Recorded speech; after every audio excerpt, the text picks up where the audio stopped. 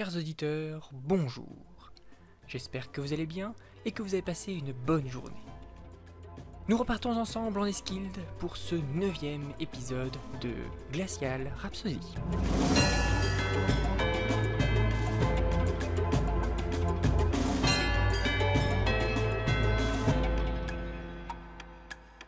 « 17e jour, après-midi. À la suite d'Alfred, tous les membres de l'expédition mirent pied à terre. Bibule s'empressa de vérifier le gouvernail qui avait menacé de céder quelques heures plus tôt sous l'effet d'une violente tempête. « Quel spectacle grandiose !» s'exclama Pablo. « Bon, je vais amarrer le dirigeable. » Parfait, nous allons de notre côté sortir le matériel pour nous déplacer ici. Bibule, qu'est-ce que ça donne du côté du gouvernail ? Eh bien, il y a du boulot. Je dirais 3-4 jours de travail pour consolider le système de direction. Je crois bien que je vais devoir rester ici pour préparer notre retour. Hésita Alfred. C'est entendu. Mais allons d'abord à Resquilde. Je pense qu'il est important d'aller s'identifier auprès des locaux. Qu'en pensez-vous, Ariel ? Tout à fait d'accord. D'autant que les Esquimaux sont de nature méfiante vis-à-vis des étrangers. Je pense d'ailleurs qu'ils ont dû apercevoir notre dirigeable, et cela ne les a sans doute pas rassurés. Entendu. Croyez-vous que nous pourrons trouver des animaux pour tirer nos traîneaux ? Tout dépendra de comment on nous accueille. J'espère que ce sera le cas, car le voyage vers les autres villages sera long sinon. L'équipe déchargea un peu de matériel et notamment de grands sacs, avec le nécessaire de survie. Ils chaussèrent des raquettes pour parcourir le petit kilomètre qui les séparait de Resquilde. Ainsi équipés, ils se mirent en route. Bien que la distance fût faible, il leur fallut pas moins de 25 minutes avant d'arriver à Resquilde. Sur le chemin, ils purent admirer les vastes étendues blanches du pays des Esquimaux. Outre les paysages à couper le souffle, ils aperçurent également quelques-unes des espèces qui peuplent l'Esquilde.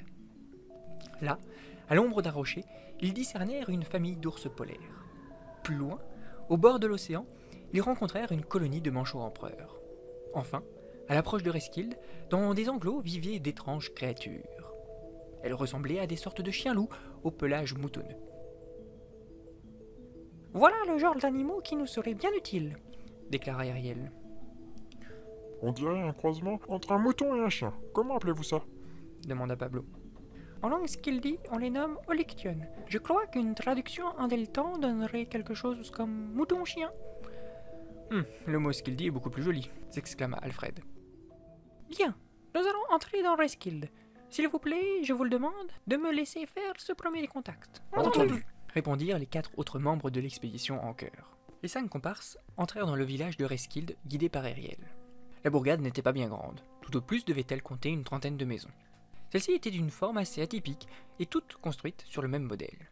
Le centre était fait de pieux en bois, lesquels étaient tapissés à l'intérieur d'une paroi de pierre. Tout autour, d'autres pierres étaient entassées de manière à former un dôme. Un tel dispositif garantissait de conserver la chaleur à l'intérieur de l'habitat. Ce dôme était percé d'une unique ouverture qui servait d'entrée. Enfin, autour de chaque maison étaient disposés divers appentis en bois ou en pierre qui devaient servir de remise. On y trouvait aussi des enclos avec divers animaux, des chiens bien sûr, mais également des olictionnes. Les membres de l'expédition traversèrent ce qui semblait être la rue principale et se dirigèrent vers la plus grande maison du village. Voici la demeure du Ktipil, c'est le chef du village. Encore une fois, et vu comment on nous a dévisagés sur le trajet, laissez-moi parler. Ariel frappa à la porte. Après quelques secondes, une femme lui ouvrit. Elle était habillée d'une manière traditionnelle, avec des vêtements faits en partie de peaux d'animaux, mais également de pièces d'étoffe très colorées et détaillées. Les premières avaient pour fonction de se protéger contre le froid, tandis que les secondes illustraient la position sociale de la personne dans la société esquimau. Plus l'on possédait des vêtements colorés, plus sa position était importante dans la société. Ariel sembla se présenter à la personne en skildi et lui donner l'objet de sa visite. Les 2 femmes parlaient très vite, et les autres membres de l'expédition avaient du mal à saisir l'objet de leur conversation. Au bout de quelques minutes, Ariel fit signe au reste de la troupe de la suivre. L'intérieur n'était fait que d'une seule et unique pièce. L'ambiance était chaleureuse. Au milieu de la pièce, un feu brûlait dans une immense cheminée circulaire. Les murs de pierre étaient recouverts de nombreuses tapisseries aux couleurs vives.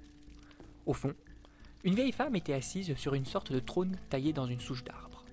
Ariel fit signe à ses comparses de s'incliner afin de saluer la vénérable Ktipil, puis de s'asseoir en tailleur. Elle prit ensuite la parole en ce qu'il dit. Cette fois-ci, elle articulait et parlait lentement. La vieille femme ne disait rien. Ariel sembla se présenter ainsi que les autres membres de l'expédition. Une fois sa présentation effectuée, un silence s'installa.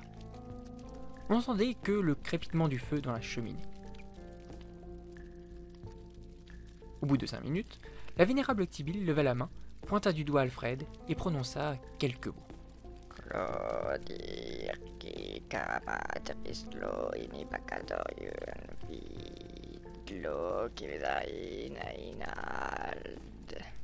Qu'a-t-elle dit ? Questionna discrètement Alfred. Que nous ne sommes pas les premiers Mandalésiens qu'ils accueillent cette semaine.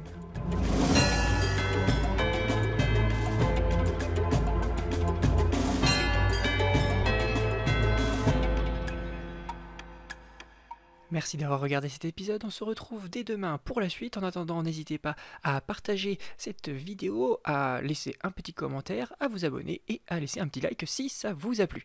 Allez, merci et à demain.